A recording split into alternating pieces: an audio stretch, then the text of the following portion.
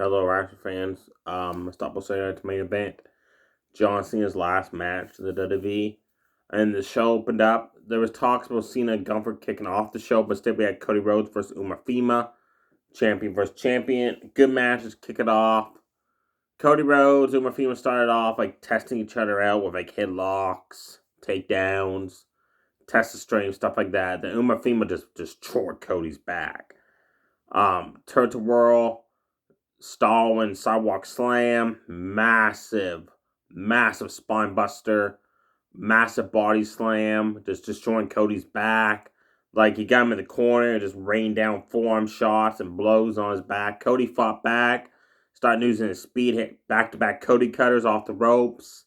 Did the all drop down, on-hand palm strike, Umafima. Came off the ropes, had a clothesline, stunning him. Had a scoop slam. And then Umafima landed outside the ring. Cody went to do a dive for the ropes, and Fima just blasted him a running forearm shot. Pulled Cody through the ropes to the outside. They were brawling outside. And Umafima did a running around the ring uppercut, and both of them went over the announce table. Cody Rhodes suffered a deep laceration in his ear, folks. Like, it was bloody from here to here. He was bleeding big time. Cody got him in the ring. Had an other Cody cut off the ropes. Got ready for Crossroads. Drew McIntyre attacks.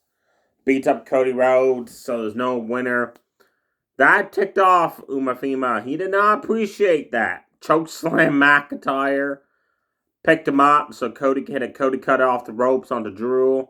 Then both of them held up the championship belts and showed respect to each other. Honestly, McIntyre's interference ruined the match for me. They should have had a clean winner, either Cody or have Umafima just shock the world and defeat the Undisputed Champion. But no, let's throw in McIntyre, right, to ruin the match. Leon Slater from TNA, the X Division Champion, and Javon Evans. These guys have been a tag team for a couple months now, and they're really gelling great together. Took on the Raw Tag Team Champions, AJ Styles, Dragon Lee, in the non-title. This was a fast match, but it was spectacular like I knew it was going to be. Wow. Dragon Lee hit an awesome spinning sit-down powerbomb on Leon Slater, who answered back for a running splash in the corner. Dragon Lee heard Corona Slater into Styles, who went for a Styles clash. And Javon Evans stopped it with a dropkick right to Styles' face. AJ hit a strike combo, rocking Javon Evans. Caught Leon Slater coming for a fountain face slam. Looked around Javon Evans and rolled out of the ring. Styles ran, flipped over the ropes, sending Javon back into a barricade and back of the ring, and just blasted Leon Slater for running clothesline. Then Javon Evans, Slater quickly double teamed AJ Styles with their finishers. The flip over top rope diamond cutter, followed up by the top rope swanton bomb into a 450 splash. And the knees of Slater just drilled AJ in the guts. AJ, well, I don't think he was going to kick out, but luckily Dragon Lee broke it up by drop kicking Javon Evans, who landed on top of his partner to break up the pin. And then Dragon Lee took care of Javon Evans outside the ring. Leon Slater kept countering Styles clash after Styles clash. So AJ Styles went for the phenomenal form. He slipped and landed awkwardly on the mat. He just got frustrated. He messed up. He apologized and just blasted Leon Slater for Styles clash for the 1-2-3. Fast-paced, awesome match. Definitely check that one out, folks. Bayley took on Saruka one-on-one. Every time Saruka went for Snow Snatcher, Bayley always had a counter. Clothesline, Rose Plant DDT, Bayley to belly every time. Like, she went for a finisher, Bayley right there to counter it. Ruka had an awesome run and cartwheel flips over the ropes, not even like glazed ropes, just cleanly went over it. Moonsault to Bayley on the outside, ran, jumped off the ropes, gave her moonsault. Bayley dodged it out of the way and just blasted her for running clothesline on the outside. Picked her up, got her in the ring, went for a Rose Plant DDT. Saruka cartwheel, all that. Super kicked her right in the face. Bayley hit a huge back body drop. Saruka did kind of like a handstand walk on the ropes into a DDT, spiked Bayley right on top of her head. Valkyria Zyra was on ringside, and the fans were chanting, "This is awesome," and they were right. That is an awesome match. Those women put on for the first time ever they competed one-on-one. in the careers. Finally, Bayley went for the top rope elbow drop. Soroka got her knees up. Soul Snatcher out of nowheres. And I thought that was it, but Bayley was smart. She rolled to the bottom rope. So Ruka had to drag her back into the middle of the ring to cover her, and Bayley kicked out, and then they did exchange of reverse roll-ups. And Saruka won that exchange. She got the win for the 1-2-3, and then after the match, all four women did the John Cena salute and walked to backstage. Cena versus Gunther. But The Miz comes out. I was like, okay, something's going to happen here. He's dressed to compete. And he's talking about how he wants to face John Cena now.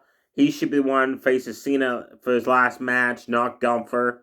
R-Truth comes out. I'm like, okay, they're going to have a match. But instead, Truth has one of the tumbler balls in his hand. It's the one that Miz took out of Nicodemus' hands about him seeing a switch and put his name in it. Weeks ago, Truth said, I finally found the ball. And this person's not happy you stole his spot in the tournament. And it was Joe Hendry. He came out, far away slammed the Miz, then delivered a choke slam. Joe Hendry is the type of guy that should not be doing choke slams at all. No.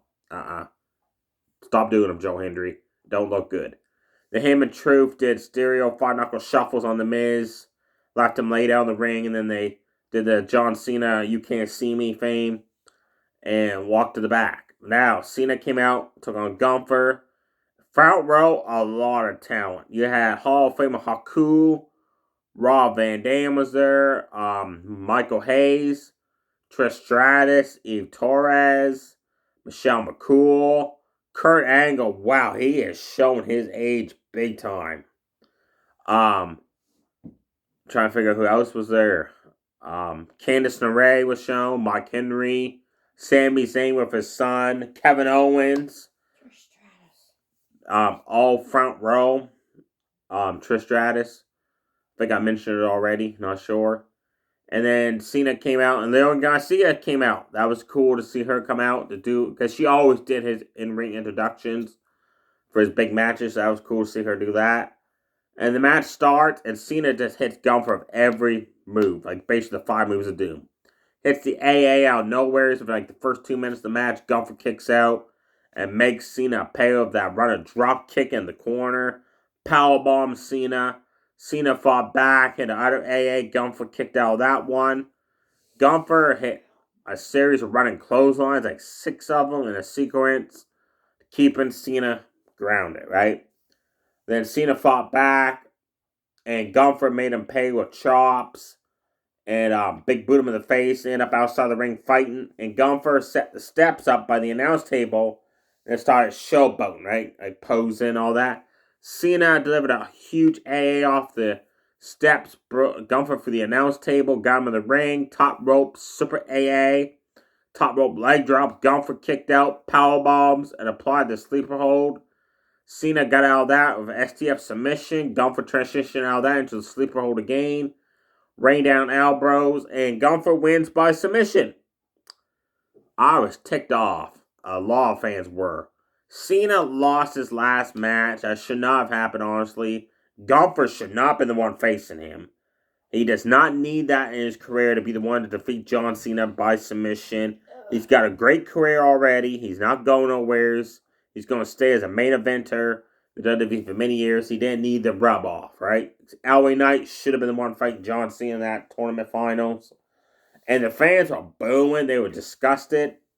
And Triple H came out with Shawn Michaels, Undertaker, a bunch of talent, Stephanie McMahon, all of them after the match. And the fans are booing Triple H because they were ticked off. That one, he had Gunther beat Cena by submission. 2, LA Knight was screwed out of the tournament. It should have been this match. He wasn't even there, so he really must be ticked off. And then they showed a video on the screen, and CM Punk Cody Rhodes handed Cena the belts out of respect, and Cena ended the show doing his salute, saying good luck, and the last time is now, walked away. So Cena is officially retired. I thought that was weird that he's retiring on a Saturday night's main event, the last pay-per-view of the year, it doesn't feel like it's not sinking in for me that he's actually retiring. He's done, but he had to lose. That sucks. He should have won. Um, if he were to lose, he should have lost to LA Knight. That would have been huge for his career, but I don't want to give it a go for freak's sakes. Anyways, I think Cena might have got attacked by somebody like Rock maybe or somebody and set up a match for WrestleMania, and then Cena kind of retired at WrestleMania, but nope, he's done. I cannot wait to see what the first pay-per-view of Raw in 2026 is going to be. They're not sure yet if they're going to throw in a Saturday Night's main event or wait to the end of the month of January, have the Royal Rumble, which is in Saudi Arabia. And they're announcing this is the first time in Saudi Arabia they're having the Royal Rumble. No, it's not. They had a 50-man Royal Rumble in Saudi Arabia years ago, but that was called the Greatest Royal Rumble. So I guess it's just saying that it's not the same as a Royal Rumble match, but it is. And it's not going to be so great in Saudi Arabia. It's not going to be good at all, I think, honestly. Yeah, so I'm kind of curious if that's the first pay-per-view of the year, or they're going to throw in a Saturday Night's main event. And what are your thoughts of John Cena actually retiring? Should he retire losing? Should he retire with the win, like I say? Or should he have got attacked by somebody and retired at WrestleMania next year at a big pay-per-view for a big send-off, not as a random Saturday Night's main event? Stay safe, everybody. Too sweet. Bye.